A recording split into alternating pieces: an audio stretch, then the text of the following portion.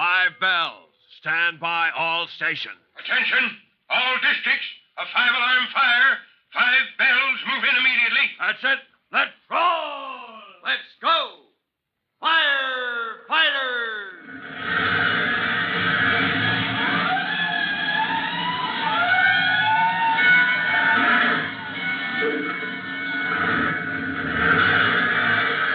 Presenting Firefighters, the true-to-life story of our unsung heroes who stand ready to ride by day or night against our most murderous enemy, the demon of fire.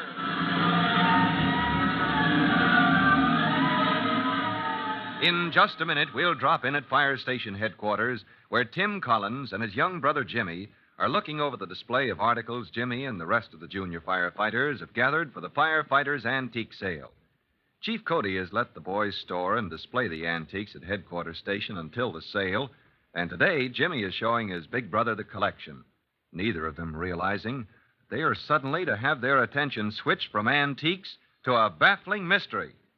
We'll learn more about it just as soon as we hear this important message.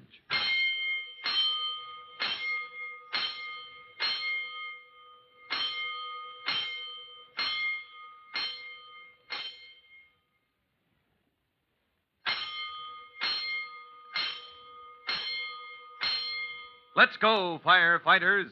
Let's go to headquarters station where Tim Collins, on his day off, is being shown the accumulated treasure of antiques which are on display at the fire station, waiting the junior firefighter sale. His guide on this conducted tour is his young brother Jimmy. Although they don't realize it at the moment, they're about to be jolted out of this innocent pastime by one of the most incredible mysteries the fire department has ever known. But right now, Jimmy is saying to Tim. And over in this corner, we have... Weighing 27.5 pounds, wearing a purple shade, a fine Victorian table lamp. All right, so you're feeling good because this is your day off. But can't you let me show you this swell collection of antiques? Well, sure, Jimmy. I think they're fine. You kids have done a great job rounding up all these broken down pieces of furniture. Ah, there you go again. They're not broken down, they're antiques. And the junior firefighters stand to make a nice profit when we sell them. I know it, Jimmy. I'm just kidding you. I know a lot of them are valuable, too. I ought to, after the business with that jade snuff box. Yeah, whoever would have thought that was worth thousands of dollars? Yeah. Was Mrs. Wilcox glad to get it back? Oh, she was tickled to death. She even cried a little. I guess she can really use the money. Yeah, it is a nice thing to have around. Say, Jimmy, where's the chief, I wonder? I just noticed his car's out. He's out on the fire, probably. Which reminds me, something's been bothering the chief lately. He looks worried. Yeah? Well, I hadn't particularly noticed. Are you sure? Well, something's wrong, I know. In the last few days, while I've been working around here getting ready for the sale, I've noticed it. He isn't his usual cheery self at all. Oh, well, he works pretty hard. Maybe... Oh, here comes the chief now. Yeah. You take a close look and see if you don't think there's something wrong. Hello, Chief. Hello, Tim, Jimmy. What are you doing down at headquarters, Tim? Isn't your duty rescue?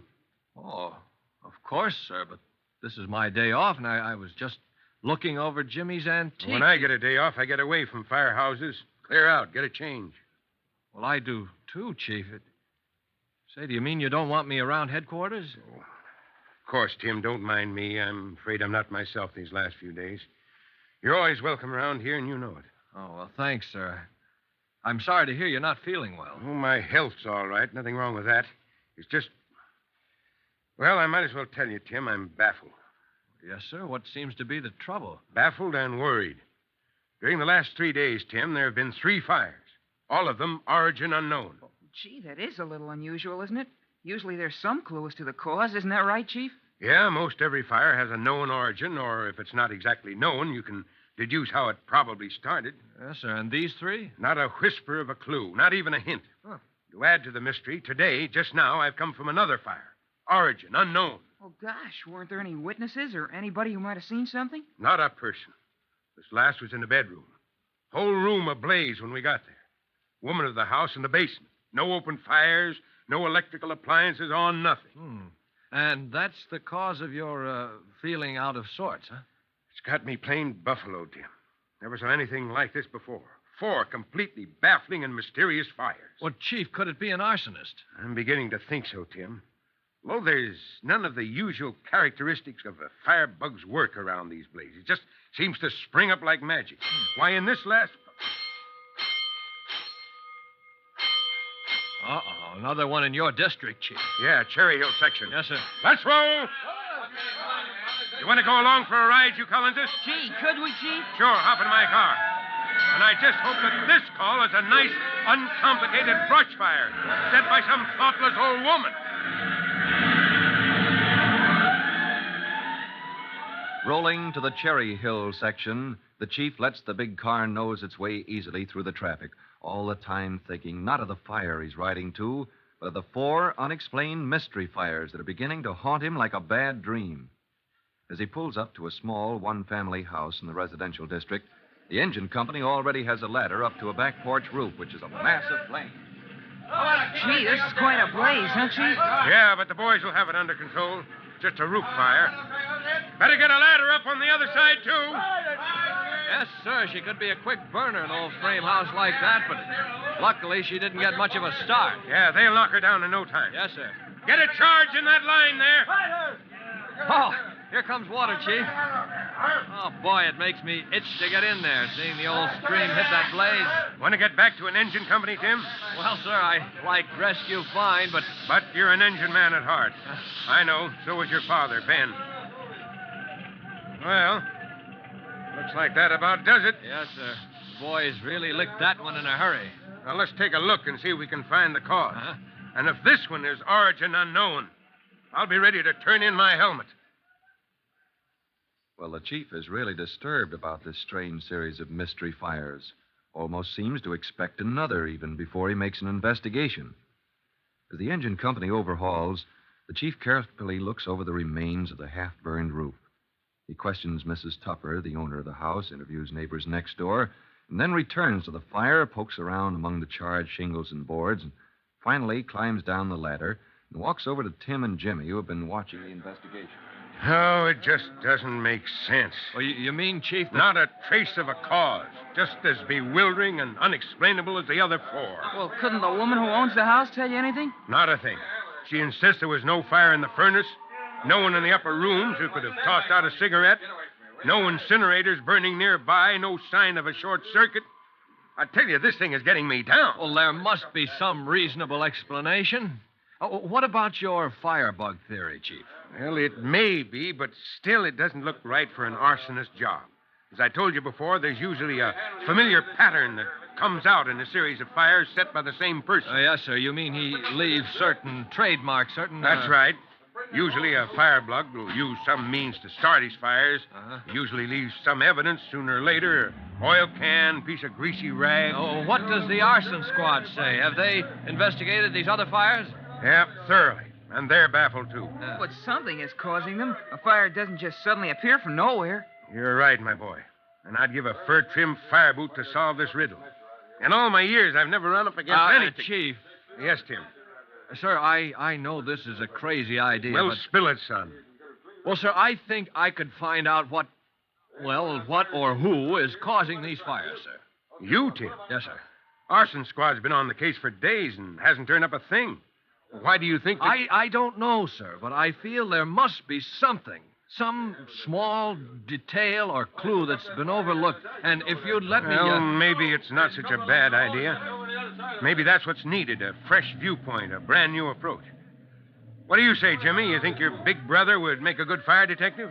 Well, he's pretty good at ferreting out where I hide my candy at home. Yeah, I believe it's worth a try.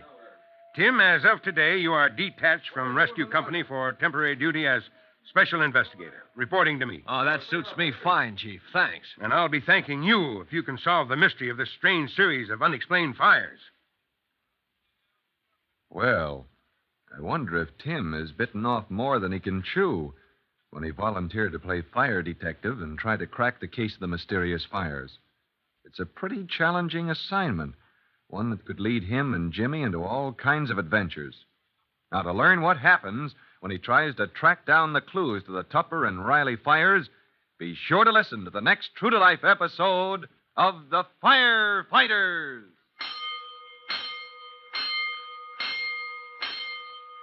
Now, in just a moment, Chief Bob Cody will tell you, boys and girls, just how you can help the firefighters in your own hometown. But right now, let's listen to this message. And now, boys and girls, here's Chief Bob Cody with a very special notice for all of you in the Firefighters Brigade. Chief Cody. Hello, boys and girls. Most of you know already how to report a fire, but it bears repeating. Now, here are 3 important things you should do now before a fire.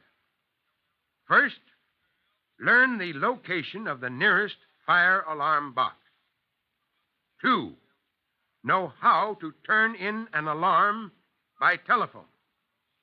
3, keep the fire department telephone number posted in plain sight next to your phone. Well, that's all for now. Till I drop in next time. So long. Fire Chief Cody and the young rookie fireman Tim Collins will be back on the same station the next time you hear. That's it. Let's roll!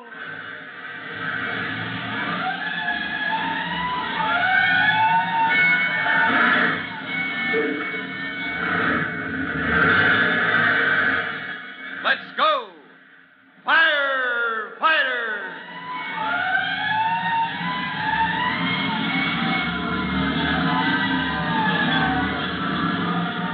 Firefighters is a copyrighted feature of William F. Holland Productions.